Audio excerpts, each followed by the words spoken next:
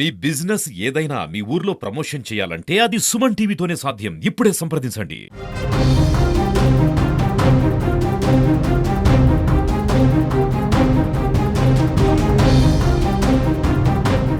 కౌన్సిలర్లు అత్యంత అమానుషంగా దాడికి పాల్పడ్డారు.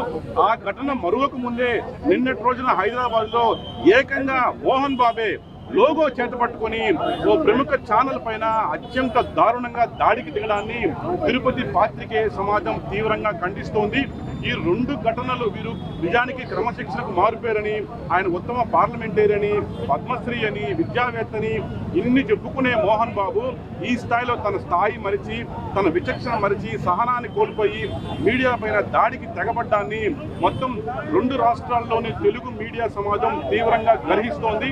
ఈ చర్యకు పాల్పడిన మంచు మోహన్ బాబు పైన కఠిన చర్యలు తీసుకోవాలి, ఆయన పైన తీవ్రమైన చర్యలు తీసుకొని కఠిన సెక్షన్ల కింద ఆయనకు శిక్ష పడేలా చేయాలని డిమాండ్ చేస్తున్నాం. అంతేకాకుండా తిరుపతిలో కూడా విద్యానికేతన్ వద్ద సుమన్ టీవీ కెమెరామన్ పైన అత్యంత అమానుషంగా దాడికి దిగారు. ఈ ఘటనలో ఏకంగా కెమెరామెన్ కర్ణవేలికి రంధ్రం ఏర్పడింది. అతను ఇవాళ వినపడలేని పరిస్థితి, చెవుడుకు గురైన పరిస్థితి కనిపిస్తోంది. ఈ నేపథ్యంలో ఇక్కడ దాడికి పాల్పడిన వారిపైన తూతూ మంత్రం కింద కొన్ని సెక్షన్లు వేసి కేసును క్లోజ్ చేయాలని చూస్తున్నారు. ఎట్లాంటి పరిస్థితుల్లో దీన్ని అంగీకరించలేదు.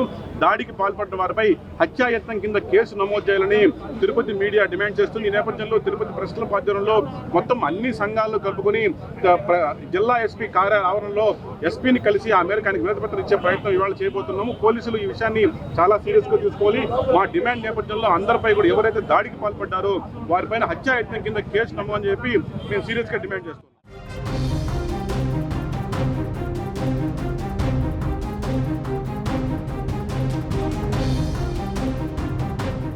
మోహన్ బాబు విద్యా సంస్థల సిబ్బందిపై మరియు మోహన్ బాబు పై కఠిన చర్యలు తీసుకోవాలని ఆంధ్రప్రదేశ్ ఫోటో జర్నలిస్ట్ అసోసియేషన్ తరఫున డిమాండ్ చేస్తున్నాం. మోహన్ బాబు, కోపం ఆవేశం నీకే కాదు, మాకు ఉంటది, మా రిపోర్టర్కి ఉంటది, మా కెమెరామెన్కి ఉంటది. తిరగబడి నిన్ను కొట్టే ఒక్క నిమిషం పట్టదు, కానీ మాకు సంస్కారం అడ్డొస్తా ఉంది. నువ్వు పేరుకే పెద్ద మనిషి, నువ్వు చేసే పనులన్నీ చాలా చిన్న చిన్న పనులు చేస్తావు, చీప్గా బిహేవ్ చేస్తావు. నీ చరిత్ర మొత్తం చూస్తే కూడా నేరమయ్యాము. ఏ రోజు నువ్వు పద్ధతిగా వ్యవహరించలేదు. క్రమశిక్షణ గురించి ఎక్కువ మాట్లాడే మోహన్ బాబు, ముందుగా నువ్వు క్రమశిక్షణ నేర్చుకో, నీ విద్యా సంస్థలకు క్రమశిక్షణ నేర్పించు. అది వదిలేసి నిన్న వెంట పెట్టుకోబోయింది ఎవరు? నీ కొడుకు మనోజు.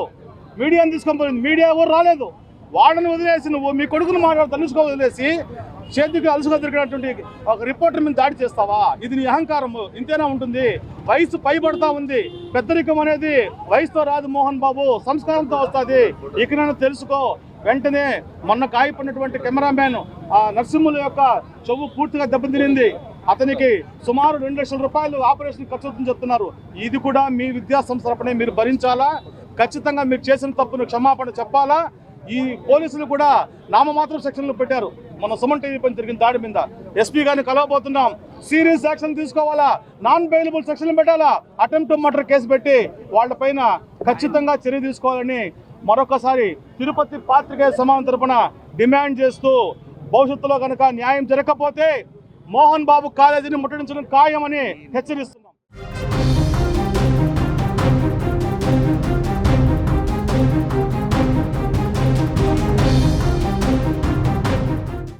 నటుడు విచక్షణ రహితంగా మీడియాపై దాడి చేయడాన్ని ఈరోజు సభ్య సమాజం కూడా తలదించుకునే చర్యగానే భావించాల్సిన అవసరం ఉంది. ఎందుకంటే మీడియా ప్రతినిధులపై తిరుపతిలో కానీ హైదరాబాద్లో కానీ మోహన్ బాబు ప్రత్యక్షంగా దాడిలో పాల్గొనడం అంటే ఖచ్చితంగా ఇది ప్రోత్సహించిన దాడి కాదు.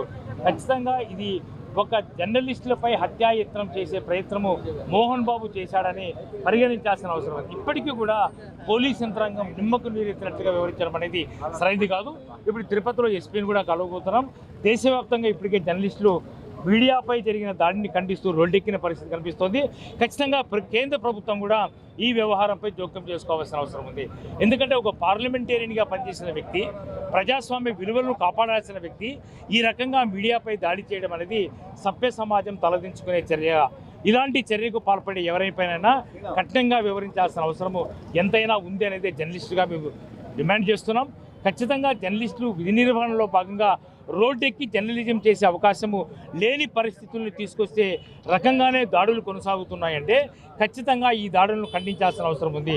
వీటికి పులి స్టాప్ పెట్టకపోతే విధుల్లో జర్నలిస్టు ఉండే అవకాశం కూడా లేని పరిస్థితులు ఏర్పడే అవకాశం ఉంది. ఎందుకంటే ఈరోజు మీడియా రంగంలో మహిళలు కూడా జర్నలిస్టుగా ఎక్కువగా వస్తున్నారు. అలాంటి వారిపై జరిగితే ఏ రకంగా చూడాల్సిన అవసరం ఉంటుంది. ఖచ్చితంగా ఇప్పటికే కేంద్ర రాష్ట్ర ప్రభుత్వాలు ఏదైనా దాడులు జరిగిన సమయంలో పెద్ద ఎత్తున టాస్క్ ఫోర్స్ కమిటీలు ఏర్పాటు చేయబోతున్నారు, అన్నీ చేస్తున్నారు. కేవలం కంటి తుడుపు చర్యగా చేస్తున్నారు తప్ప ఎవరి మీద కఠిన చర్యలు తీసుకున్న సందర్భాలు లేవు. ఒకవేళ అలాంటి చర్యలు తీసుకుంటే ఇలాంటి దాడులు జరిగే అవకాశం లేదు. ఖచ్చితంగా ఇలాంటి దాడులు ఇక్కడైనా పునరావృతం కాకుండా ఒక పద్మశ్రీ బిరుదును పొందిన వ్యక్తే నేరుగా మీడియాపై దాడి చేస్తున్నాడు అంటే ఈ సమాజంలో ఏం జరుగుతోంది? రాజకీయ నాయకులుగా సినిమా పరిశ్రమలో మీరు ఎదుగుదల అంతా కూడా మీడియా పునాదుల మీదే మీరు వచ్చినటువంటి వ్యక్తులు. మీడియానే మిమ్మల్ని 5-6 దశాబ్దాలుగా మిమ్మల్ని కాపాడుతూ మీ పేరు ప్రతిష్టలు రావడానికి సహకరించినటువంటి మీడియా గొంతు నొక్కే ప్రయత్నం చేయడం అనేది సరైంది కాదు. కాబట్టి ఇకనైనా జర్నలిస్టులపై జరిగిన దాడులను తీవ్రంగా ఖండిస్తున్నాం. ప్రభుత్వాలు మేల్కొల్పాల్సిన అవసరం ఉంది. జర్నలిస్టులకు భద్రత కల్పించాల్సిన అవసరం ఎంత ఉంది. ఇక భద్రత కల్పించకపోతే భవిష్యత్తులో ప్రశ్నించే కలం మూగపోతుంది. ప్రశ్నించే మైకే మూగపోతే ఖచ్చితంగా సమాజంలో అట్టడుగు వర్గాల వారికి న్యాయం జరిగే అవకాశం ఉండదు. కాబట్టి పెట్టుబడిదారీ విధానానికి వ్యతిరేకంగా ఏదైతే గతంలో ఉద్యమాలు జరిగాయో ఈరోజు జర్నలిస్టులు కూడా ఆ పాత్రను పోషిస్తున్నటువంటి పరిస్థితుల్లో జర్నలిస్టుల్ని అణగదొక్కే పరిస్థితి జరిగితే మాత్రము దీన్ని ఎవరు కూడా సహించరాదు. ఖచ్చితంగా అందరూ కూడా ముక్తకంఠంతో ఇప్పటికే వ్యతిరేకిస్తున్నారు. కాబట్టి మోహన్ బాబు బేషరతుగా క్షమాపణ చెప్పడమే కాదు, తెలంగాణ పోలీస్ యంత్రాంగం వెంటనే మోహన్ బాబుపై కఠిన చర్యలు తీసుకోవాలని చెప్పేసి తిరుపతిలో జర్నలిస్ట్ అంతా కూడా డిమాండ్ చేస్తున్నారు.